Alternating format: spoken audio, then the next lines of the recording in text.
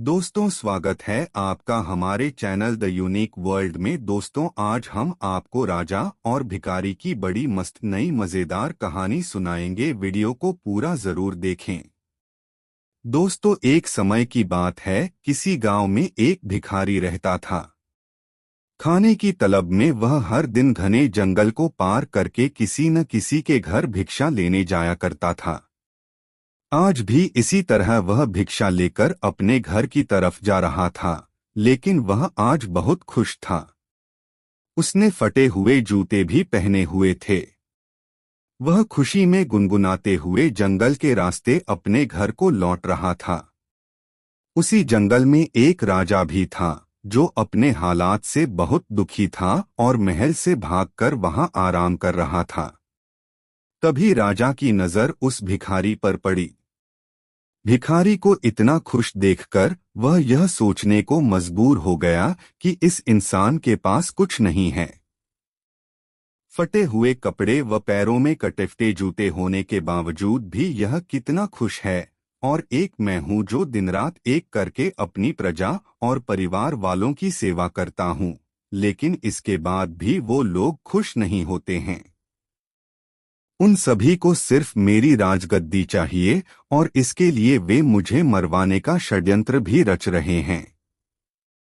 दरअसल राजा ने एक दिन अपने महल में कुछ पहरेदारों को बात करते हुए सुन लिया था। वो आपस में बात कर रहे थे कि जैसे ही यह राजा मर जाएगा, उनकी आंखों का कांटा साफ हो जाएगा। वहीं राजा की पत्नी बहुत पहले ही उसे व राजमहल को छोड़कर जा चुकी थी। राजा को कोई पुत्र भी नहीं था। इस वजह से उसके पास अपना कोई उत्तराधिकारी भी नहीं था। जिस दिन से राजा ने अपने खिलाफ इस षड्यंत्र के बारे में सुना, तब से वह बहुत ही सावधान रहने लगा था। इतना ही नहीं, एक दिन राजा के खाने में उसके भाई ने जहर मिलवा दिया था, जिसके बारे में राजा को भनक भी नहीं थी। वो तो राजा जब खाना खाने बैठा तो अचानक एक बिल्ली ने आकर वो खाना खा लिया और कुछ देर बाद वो बिल्ली वहीं मर गई। इस घटना के बाद से राजा अपने खिलाफ हो रहे षड्यंत्र के प्रति बेहद सतर्क हो गया था। उसने अपने भाई से कहा कि उसके मरने के बाद वह ही राजा बनेगा, इसलिए उसे राज्य की सारी जानकारी रखनी चाहिए। इसी वजह से एक दिन इन्हीं सब बातों से परेशान होकर राजा ने महल छोड़ दिया और बिना किसी को बताए वहां से भागकर वह उस जंगल में आ गया था। वह जंगल उसकी नगरी से बहुत दूर था, इस वजह से उसे वहां कोई पहचान भी नहीं सकता था। राजा जंगल में बहुत दिनों से था, जिस वजह से उसके बाल भी काफी बड़े हो गए थे। उस भिखारी को देखकर राजा ने सोचा कि हम दोनों ही इंसान हैं, बस फर्क है कि वह खुश इंसान है और मैं दुखी। राजा जल्दी जल्दी में महल से भागा था, इसलिए उसने सुंदर मोतियों की एक माला, जरी हुए जूते, कीमती कपड़े और हाथों में सोने की अंगूठियां भी पहनी हुई थी। जब भिखारी ने राजा को देखा तो वह थोड़ा पीछे हट गया और सोचने लगा कि मैंने तो कटे कपड़े और जूते पहने हुए हैं। भीख न मिले तो मैं भूखा ही रह जाऊं, लेकिन इसके तो ठाठ बाट ही अलग हैं। यह कितना खुशनसीब है कि इसने हीरे जवाहरात, सुंदर कपड़े और जूते पहने हुए हैं, लेकिन इसके बाद भी यह खुश नजर नहीं आ रहा है।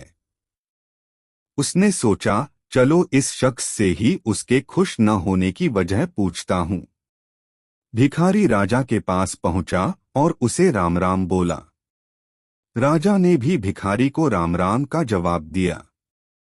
भिखारी ने कहा, आप तो बहुत अमीर परिवार के लगते हैं, शायद आप कहीं के राजा हैं। राजा ने कहा, हाँ सही बोले तुम, मैं सूरतगढ़ का राजा हूँ और अपना राज अपने भाई को देकर यहाँ पर आ गया हूँ। मेरे घरवाले दौलत के चक्कर में मुझे मरवाने का षड्यंत्र कर रहे थे। उसी से बचने के लिए मैं यहाँ पर मन की शांति के लिए आया हूँ। काफी दिनों से मैं ऐसी हालत में हूँ। मेरी लंबी दाढ़ी देखकर लोग मुझे भगा देते हैं। रास्ते में जो भी फल फूल मिलता है वही खाकर गुजारा कर लेता हूँ। आज मुझे बहुत तेज भूख लगी है, इसलिए मैं इधर उधर खाने की तलाश में घूम रहा हूँ। तुम्हारे पास अगर कुछ खाने के लिए हैं तो कृपया मुझे थोड़ा खाने के लिए दे दो। भिखारी ने मुस्कुराते हुए राजा की तरफ देखा और कहा कि अगर तुम मुझे ये सोने की अंगूठी दोगे तो मैं तुम्हें खाना खिला सकता हूँ। राजा यह सुनकर खुश हुआ। उसने अपनी अंगूठी भिखारी को दे दी और बदले में उससे रोटी लेकर खा ली। भिखारी ने राजा से कहा कि तुम और मैं दोनों ही अकेले हैं। चलो हम दोनों साथ में चलते हैं। दोनों साथ में चलते हुए एक घने जंगल में पहुंचे। वहां पर वह आराम करने लगे। भिखारी ने राजा से कहा कि आप कितने भाग्यवान हैं।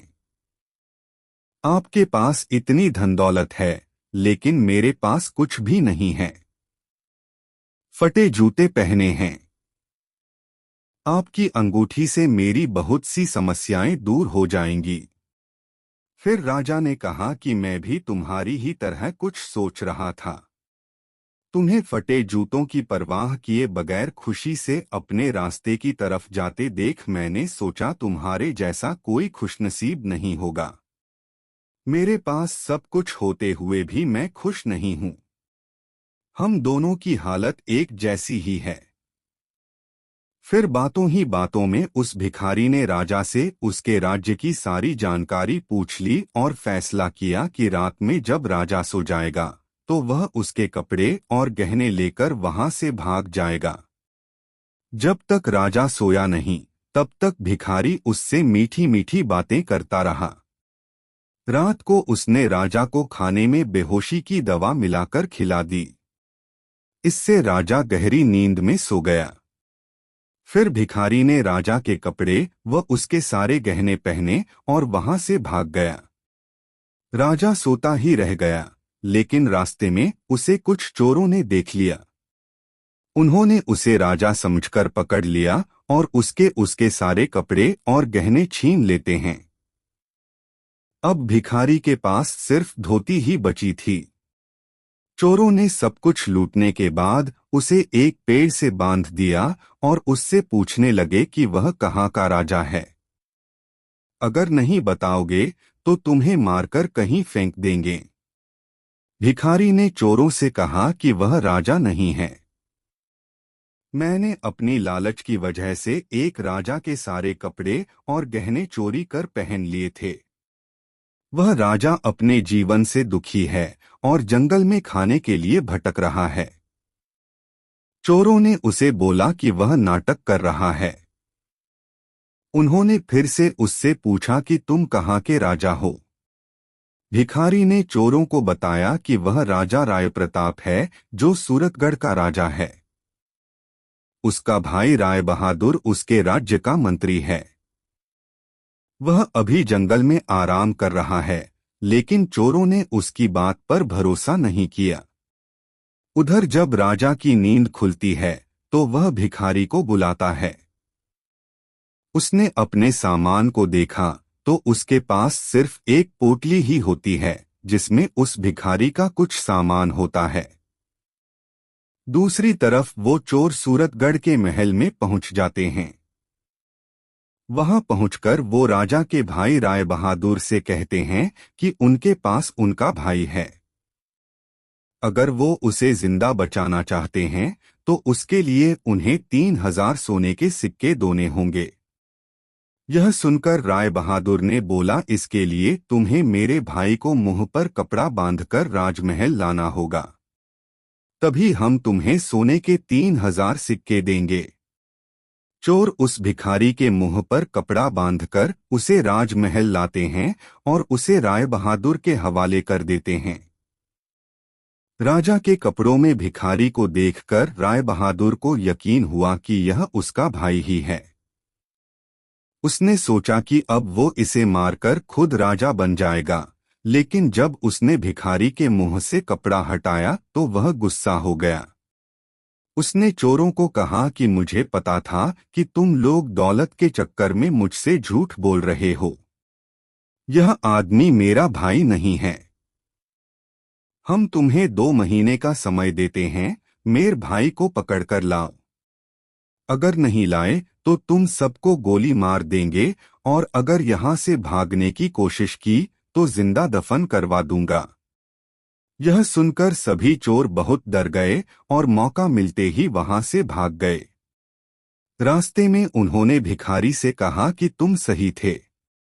अब हमें बताओ वह असली राजा कहाँ पर है, फिर तुम्हें भी फिरौती के धन में हिस्सा देंगे। भिखारी ने बताया कि उसने राजा को इसी जंगल में छोड़ा था, लेकिन बहुत ढूंढने के बाद भी राजा उन्हें नहीं मिला। वहीं नींद से जागने के बाद जब राजा को भिखारी की सारी हरकत समझ आती है तो उसे बहुत दुख होता है। उसने सोचा कि अब उसे कहीं जाकर अपने खाने के लिए इंतजाम करना होगा, वरना वह भूख से ही मर जाएगा। कई दिनों तक राजा भूखा प्यासा ही चलता रहा और रूखा सूखा जो मिलता वही खा लेता। चलते चलते राजा को 1 हफ्ता हो गया था। उसे याद आया कि उसके पास एक पोटली है जो भिखारी उसी के पास भूल गया था।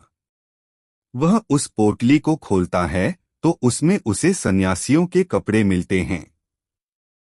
राजा ने सन्यासी वाले कपड़े पहन लिए। वह जंगल से निकलकर एक छोटे से गांव के पास पहुंचा।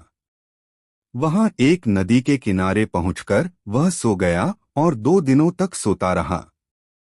वहीं आसपास के लोगों को लगा कि यह कोई साधु बाबा हैं जो अपनी समाधि में ध्यान कर रहे हैं। लोगों ने सो रहे राजा के पास चावल चढ़ा दिया तो कुछ लोगों ने धूप जला दी। जब तीसरे दिन राजा की नींद खुली तो उसे अपने पास बहुत सारे फलों का चढ़ावा मिला। यह देखकर वह बहुत खुश हो गया। राजा ने मन में सोचा कि सन्यासियों का जीवन अच्छा है, बिना मेहनत किए भोजन मिल जाता है। अब उसे यहाँ से कहीं और जाने की आवश्यकता भी नहीं होगी। राजा ने वहीं पर एक कुटिया बना ली और उसी में रहने लगा। गांव के लोग उसकी पूजा करते और चढ़ावे में खाने के लिए फल और अन्य चीजें देकर जाने लगे। दोस्तों, वीडियो को पूरा जरूर देखें। एक दिन गांव के सभी लोग मिलकर उसके पास गए और उससे कहने लगे कि बाबा, हमारे गांव में बहुत सालों से बारिश नहीं हुई है, आप कोई उपाय करें। यह सुनकर राजा परेशान हो गया कि अब वह क्या करे। वह अपनी सच्चाई भी नहीं बता सकता था। उसने लोगों को बोला कि इसके लिए उपवास करना होगा और अगले 2 महीने तक कोई भी इस कुटिया के अंदर नहीं आएगा। गांव वाले उसकी बात मान गए। लोग दूर से ही कुटिया के बाहर चढ़ावा चढ़ाकर चले जाते थे। राजा सोचने लगा कि उसका जीवन हर तरह से मुश्किलों से भरा है। उसे दूसरों का अच्छा जीवन देखकर जलन नहीं करना चाहिए। साधु बनकर वह बैठे बैठे खा रहा है, लेकिन उसका जीवन एक कैदी की तरह हो गया है। उसे एक ही जगह पर बैठे रहना होता है। कहाँ मैं हर रोज बढ़िया बढ़िया भोजन खाता था और कहाँ यहाँ सिर्फ फल खाकर जिंदा हूँ। राजा नास्तिक था, इसलिए साधु के वेश में उसे भगवान का भजन करने का ढोंग करना पड़ रहा था। उसने सोचा 2 महीने पूरे होते ही वह वहां से चला जाएगा। धीरे धीरे समय बीतता जा रहा था। एक दिन राजा परेशान होकर खुद ही भगवान से कहने लगा कि हे भगवान, मुझे बचा लो, आप ही कोई चमत्कार कर दो। इसके बाद राजा ने भगवान से अपनी सारी गलतियों के लिए माफी भी मांगी। राजा ने भगवान के सामने हाथ जोड़ते हुए कहा कि मुझे समझ आ गया है कि अपनी मुसीबतों से कभी घबराकर भागना नहीं चाहिए, बल्कि उनका डटकर सामना करना चाहिए। हे भगवान, मेरी लाज रख लो, इस गांव में बारिश करवा दो। वहीं गांव के लोग रोजाना कुटिया के बाहर आते, भजन कीर्तन करते और दूर से चढ़ावा चढ़ाकर घर को लौट जाते थे। इसी तरह 2 महीने पूरे होने वाले होते हैं। तभी एक दिन गांव के लोग दौड़े दौड़े राजा के पास आते हैं और कहते हैं कि बाबा आप तो महान हैं, उनके गांव में बारिश हुई है। राजा कहने लगा, अब मुझे इजाजत दो, मैं यहाँ से जाना चाहता हूँ। लेकिन लोगों ने उन्हें रोक लिया। लोगों ने कहा कि वे एक आदमी भेजेंगे जो उनकी सेवा किया करेगा। राजा ने भी सोचा चलो ठीक है, आगे जो होगा देखा जाएगा, और वहीं पर रहने लगा। कुछ समय बाद वह भिखारी और चोर भी राजा को ढूंढते ढूंढते उसी गांव में आ गए। उन्होंने वहां के लोगों से उस चमत्कारी बाबा के बारे में सुना जो लोगों की समस्याओं को दूर करने के उपाय बताता है। जब वे लोग उस बाबा से मिले तो राजा और भिखारी एक दूसरे को पहचान जाते हैं, लेकिन वे चोरों को इसका पता नहीं चलने देते हैं। फिर बाबा के भेष में राजा ने उनसे पूछा कि तुम लोग कहाँ से आए हो। इसके बाद भिखारी ने राजा को सारी सच्चाई बताई कि मैंने लालच में आपके सारे कपड़े और जेवर पहन लिए थे, लेकिन उन्हें पहनने के तुरंत बाद ही मेरे पीछे चोर पड़ गए। उन चोरों ने मुझे लूट लिया और पूछताछ करने लगे कि कौन हो, कहाँ से हो, तो मैंने खुद को आपके बारे में बताते हुए आपके राज्य की सारी जानकारी दे दी। उसके बाद वो चोर मुझे राजमहल ले गए, जहां पर 3000 सोने के सिक्के में वो मुझे आपके भाई को देने वाले थे। आपके भाई ने बताया कि वह आपको मरवाना चाहता है और खुद वहां का राजा बनना चाहता है। लेकिन जब उसने मेरा चेहरा देखा तो उसने मुझे पहचान लिया और चोरों को 2 महीने के अंदर आपको ढूंढ निकालने के लिए कहा। तभी से हम सभी आपको ढूंढ रहे हैं। भिखारी ने राजा से कहा कि तुम साधु बनकर इन चोरों को जो कहेंगे ये मान जाएंगे। इसके बाद राजा साधु के भेष में चोरों के सामने गया और भिखारी से सुनी सारी समस्याएं चोरों को बताने लगा। यह सुनकर सारे चोर हैरानी में पड़ गए। उन्होंने राजा से बोला, बाबा हमें इस परेशानी से बाहर निकाल दो, हम आपके सच्चे भक्त बन जाएंगे। राजा ने कहा, तुम लोग मुझे उस राजा के महल लेकर चलो, मैं वहां पर जाकर खुद ही सब कुछ देखना चाहता हूँ। महल में कहना कि तुम्हारे साथ एक बहुत बड़े साधु महात्मा हैं जो हर व्यक्ति का भूत और भविष्य जानते हैं। चोर और भिखारी साधु बने राजा को अपने साथ लेकर सूरतगढ़ के महल पहुंच गए। चोरों ने राजा के मंत्री भाई से कहा कि हमारे साथ बहुत बड़े महात्मा आए हैं जो आपको आपके भाई राजा राय प्रताप से मिलवा सकते हैं। राजा अपने भाई को बहुत प्यार करता था, लेकिन अब उसे पता चल गया था कि उसका भाई उसके खून का प्यासा है। महल में साधु के रूप में आए राजा की खूब सेवा की गई। फिर उसका भाई उनके पास बैठकर बोला कि बाबा कृपया कर मुझे मेरे भाई से मिलवा दें। आज मैं इस राज्य का राजा बनने जा रहा हूँ। मेरा भाई बिना कुछ बताए महल छोड़कर यहाँ से चले गए हैं। फिर वो साधु के रूप में राजा चोरों के पास गया और उनसे कहा कि मैं थोड़ी देर के लिए इसका राजा भाई बन जाता हूँ। फिर उसने अपने राजसी कपड़े पहने और राज दरबार में आ गया। यह देखकर पूरी प्रजा हैरान थी।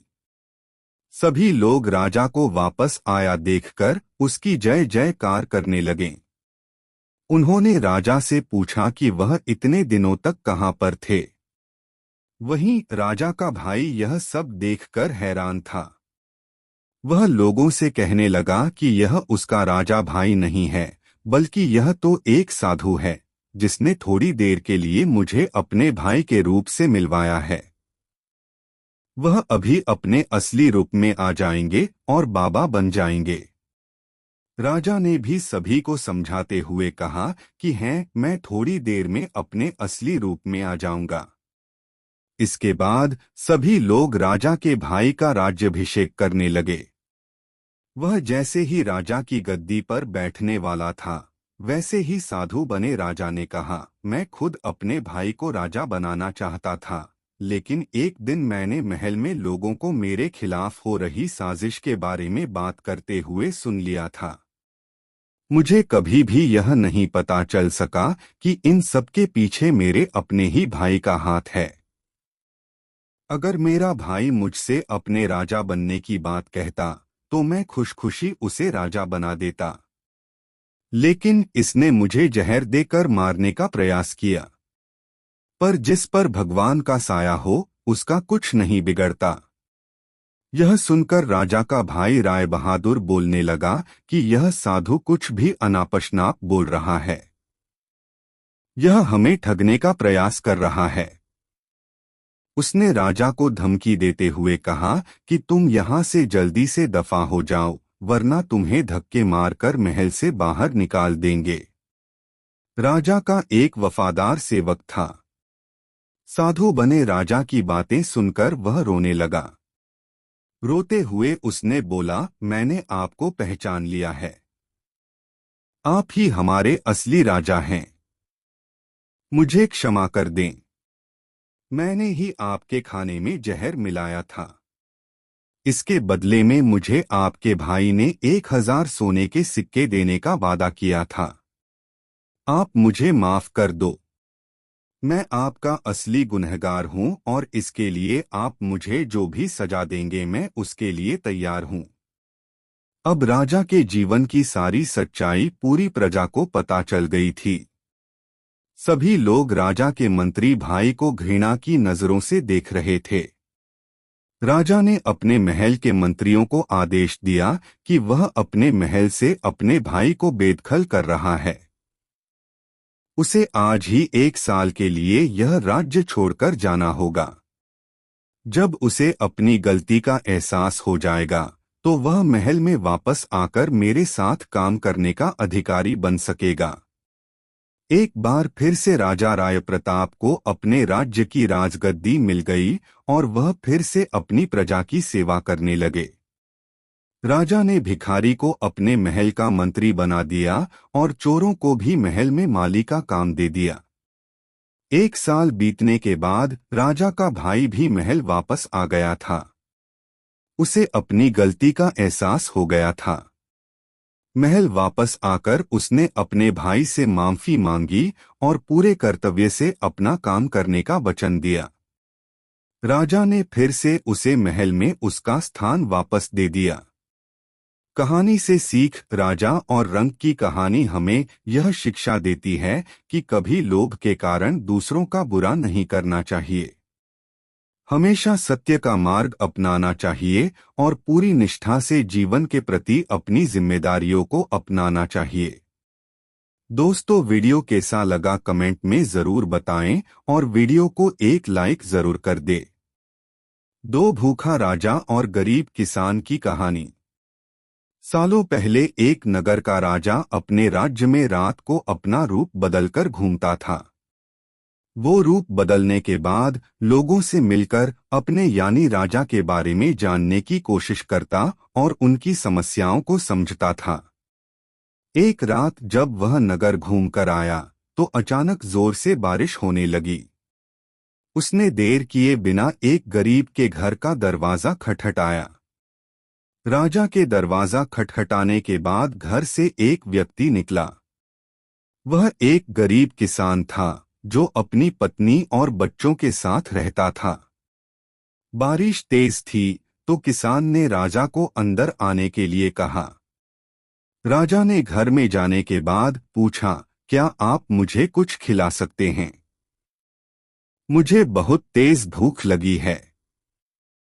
वो गरीब किसान और उसका परिवार 3 दिनों से भूखा था और उसके घर में एक भी दाना अन्न का नहीं था।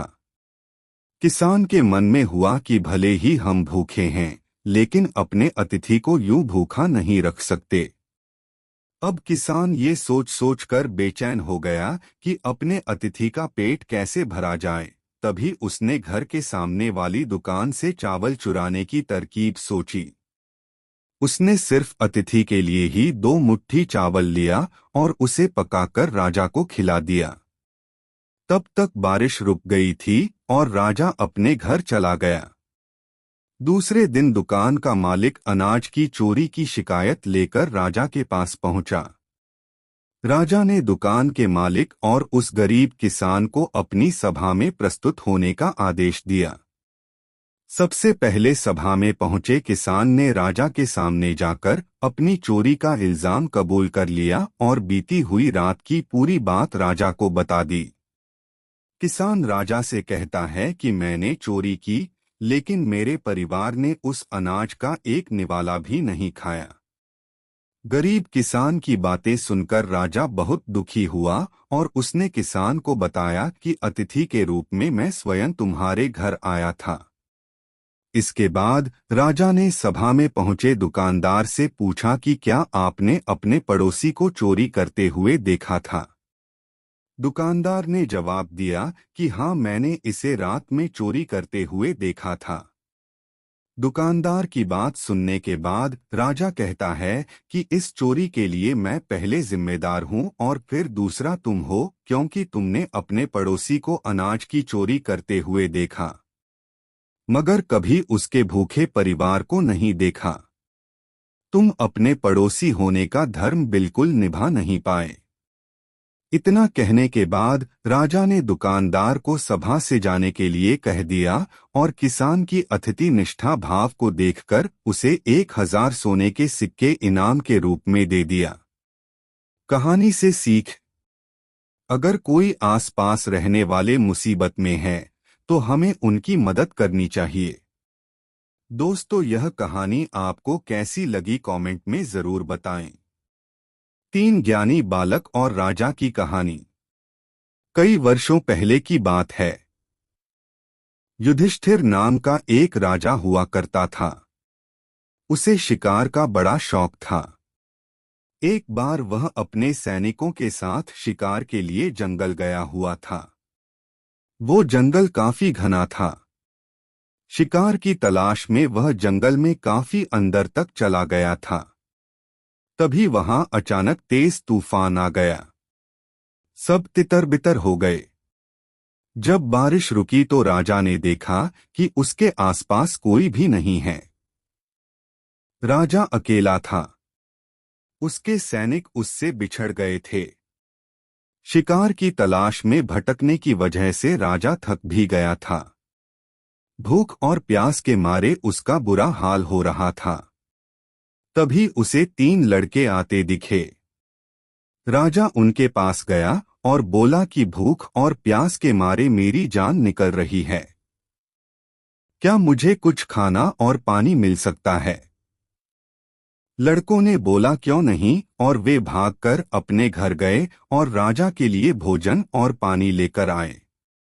खाना खाने के बाद राजा बहुत खुश हुआ और उसने उन लड़कों को बताया कि वह फतेहगढ़ का राजा है और तीनों ने जो उसकी मदद की उससे वह बहुत खुश है। राजा ने तीनों लड़कों की सेवा से खुश होकर उन्हें बदले में कुछ मांगने के लिए कहा। इस पर पहले लड़के ने राजा से ढेर सारा धन मांगा ताकि वह आराम से अपना जीवन व्यतीत कर सके। इसके बाद दूसरे लड़के ने घोड़ा और बंगले की मांग की, लेकिन तीसरे लड़के ने राजा से धन दौलत की जगह ज्ञान मांगा।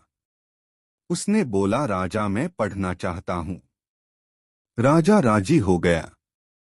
उसने पहले लड़के को वादानुसार बहुत सारा धन दिया, दूसरे लड़के को बंगला और घोड़ा दिया और तीसरे लड़के के लिए टीचर की व्यवस्था कर दी।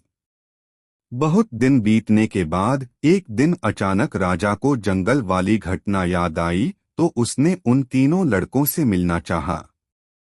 उसने तीनों को खाने पर आमंत्रित किया। तीनों लड़के एक साथ आए और खाना खाने के बाद राजा ने तीनों से उनका हाल लिया। इस पर पहला लड़का दुखी होकर बोला, इतना धन पाने के बाद भी आज मैं गरीब हूँ। राजा जी, आपने जितना धन दिया था अब वह खत्म हो चुका है। मेरे पास कुछ नहीं बचा। राजा ने दूसरे लड़के की तरफ देखा तो उसने कहा, आपके द्वारा दिया गया घोड़ा चोरी हो गया और बंगला बेचकर जो पैसा आया वो भी कुछ खर्च हो चुका है और बचा हुआ भी जल्द खत्म हो जाएगा। हम तो फिर वहीं आ गए जहां से चले थे। अब राजा ने तीसरे लड़के की ओर देखा। तीसरे लड़के ने बोला, राजा मैंने आपसे ज्ञान मांगा था जो रोजाना बढ़ रहा है। इसी का नतीजा है कि मैं आज आपके दरबार में मंत्री हूं। आज मुझे किसी चीज की जरूरत नहीं है। यह सुनकर दोनों युवकों को काफी अफसोस हुआ। कहानी से सीख। इस कहानी से हमें सीख मिलती है कि ज्ञान ही सबसे बड़ी पूंजी है।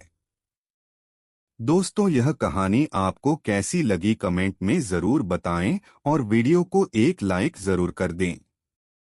4 राजा और पुजारी की कहानी।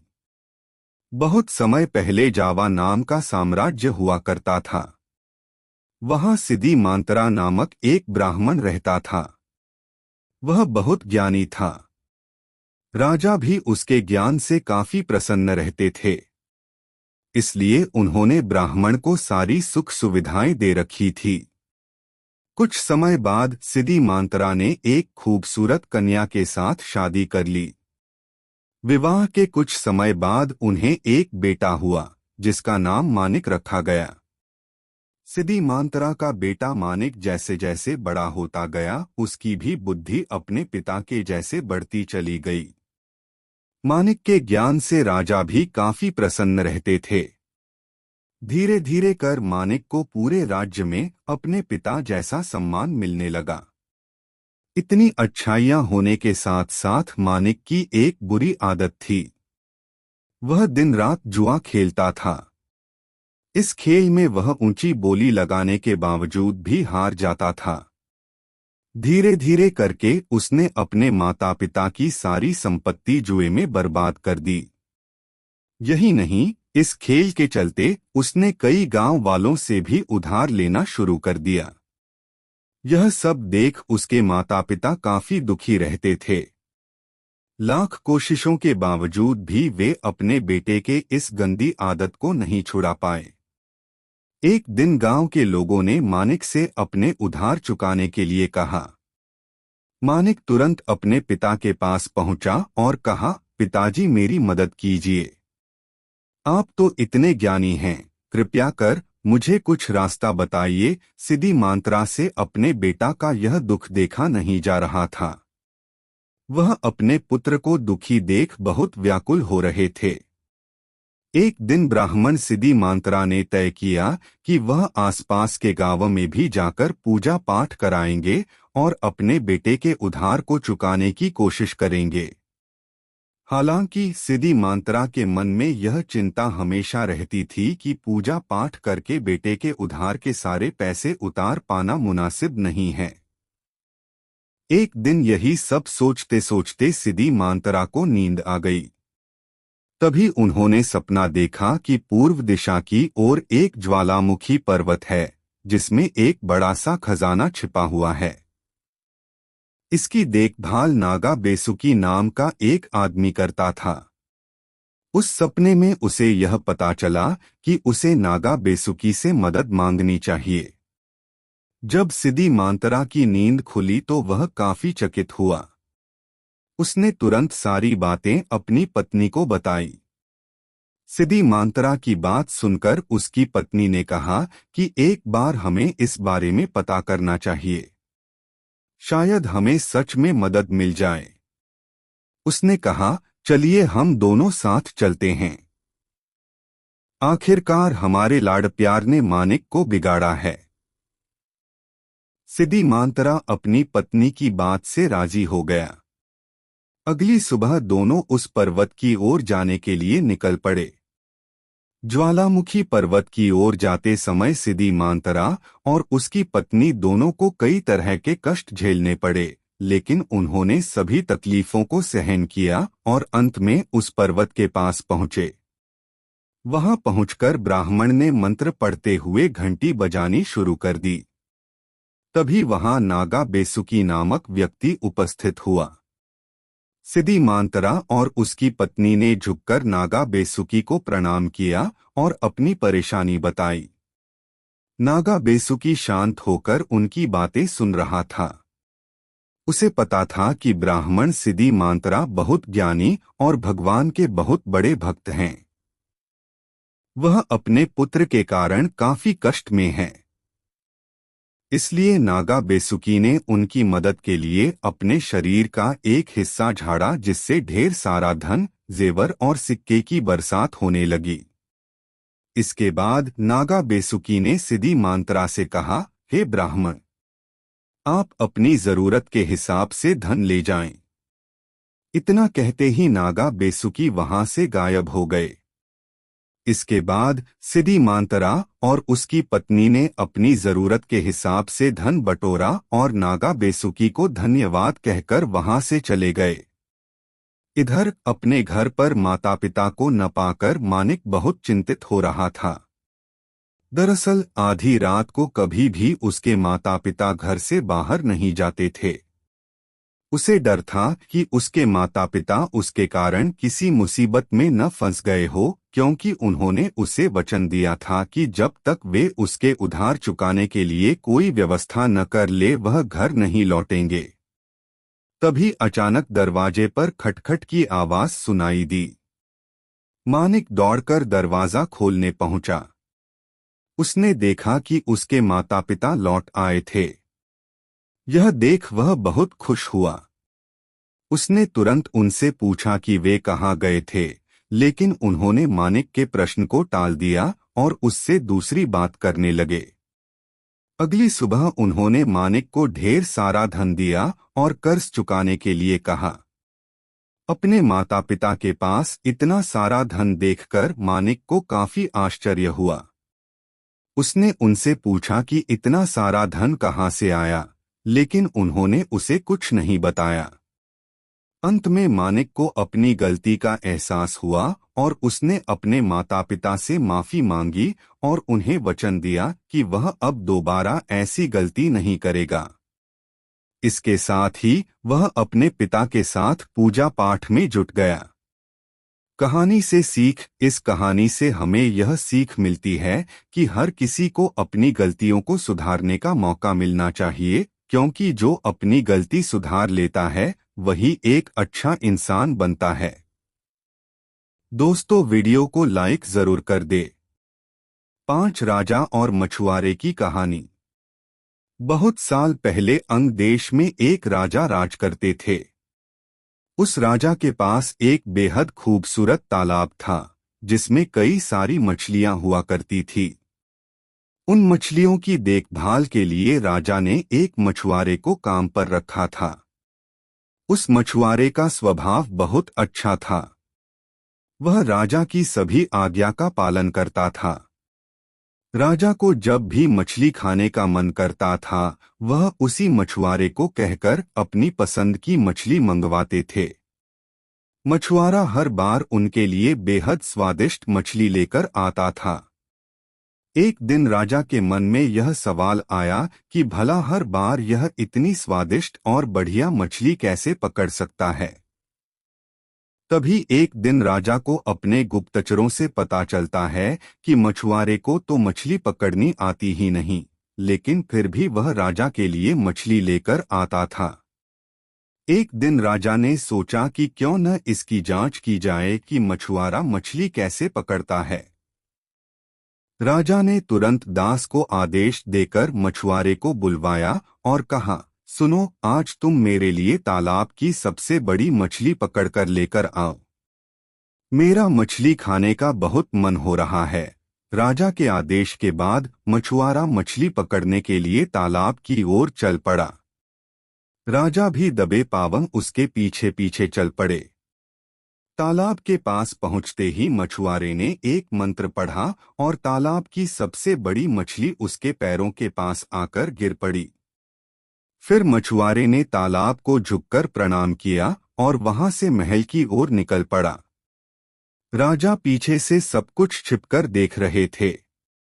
यह नजारा देख उन्हें बहुत आश्चर्य हुआ। फिर वह भी अपने महल की ओर चले गए। एक दिन मौका देखकर राजा ने मछुआरे से उसके मछली पकड़ने की विधि के बारे में पूछा। राजा ने कहा, तुम ऐसा कौन सा मंत्र जानते हो जिसके बोलते ही मछली खुद ब खुद तुम्हारे पास आ जाती है? कृपा करके मुझे भी वह मंत्र सिखा दो। राजा की बात सुनकर मछुआरा अचरज में पड़ गया। उसने कहा, क्षमा कीजिए महाराज, मैं इस मंत्र का उच्चारण आपको नहीं सिखा सकता हूँ। राजा शांत नहीं बैठे। वह मछुआरे से बार बार मंत्र सीखने की जिद करने लगे। अंत में मछुआरा मजबूर हो गया और उसने राजा को वह मंत्र सिखा दिया। मंत्र सीखने के बाद एक दिन राजा तालाब के किनारे अकेले गए और उस मंत्र का उच्चारण किया। तभी एक मछली उनके पैरों के पास आकर गिर पड़ी। इसके बाद राजा बहुत खुश हुए। उनकी खुशी का कोई ठिकाना नहीं था। वह सबको यह बात बताना चाहते थे। एक दिन मौका देखकर उन्होंने अपने दरबार में सभी लोगों को इस मंत्र के बारे में बता दिया। राजा की बात सुनकर सभी बहुत चकित हुए और उन्होंने पूछा कि इस मंत्र के बारे में उन्हें किसने बताया। इस पर राजा ने कहा, बहुत समय पहले वह एक महान ऋषि से मिले थे। उन्होंने ही इस मंत्र के बारे में उन्हें यह जानकारी दी थी। राजा की बात सुनकर सभी मंत्री भी इस बात की सच्चाई जानने के लिए तालाब के किनारे पहुंचे और मंत्र का उच्चारण करने लगे। मंत्रियों के द्वारा कई बार मंत्र बोले जाने पर भी एक भी मछली तालाब से नहीं निकली। इस वजह से राजा को सभी मंत्रियों के सामने काफी शर्मिंदा होना पड़ा। इसके बाद वह उस मछुआरे पर गुस्सा होने लगे और उसे सजा सुनाने का आदेश दिया। तभी तालाब से अचानक एक आवाज आई, सुनो राजन, तालाब से एक भी मछली नहीं निकली। इसमें मछुआरे का कोई दोष नहीं है, बल्कि इसमें गलती तुम्हारी है। तुमने अपने गुरु को गुरु नहीं माना जिसने तुम्हें यह मंत्र सिखाया, इसलिए मछली तालाब से नहीं निकली। अगर तुम अपने गुरु को स्वीकार करते तो ऐसा नहीं होता। तालाब की बात सुनकर राजा को अपनी गलती का एहसास हुआ। उसने तुरंत मछुआरे से माफी मांगी और उसे अपने गुरु के रूप में स्वीकार किया। इसके बाद वह मंत्र काम करने लगा और राजा भी खुश हुआ। कहानी से सीख। इस कहानी से हमें यह सीख मिलती है कि इंसान को कभी झूठ नहीं बोलना चाहिए और न ही अपने गुरु का अपमान करना चाहिए। दोस्तों, यह प्यारी कहानी आपको कैसी लगी कमेंट में ज़रूर बताएं और ऐसी और नई कहानी सुनने के लिए हमारे चैनल द यूनिक वर्ल्ड को सब्सक्राइब ज़रूर कर लें और यह वीडियो अपने मित्रों को ज़रूर शेयर करें। वीडियो देखने के लिए धन्यवाद।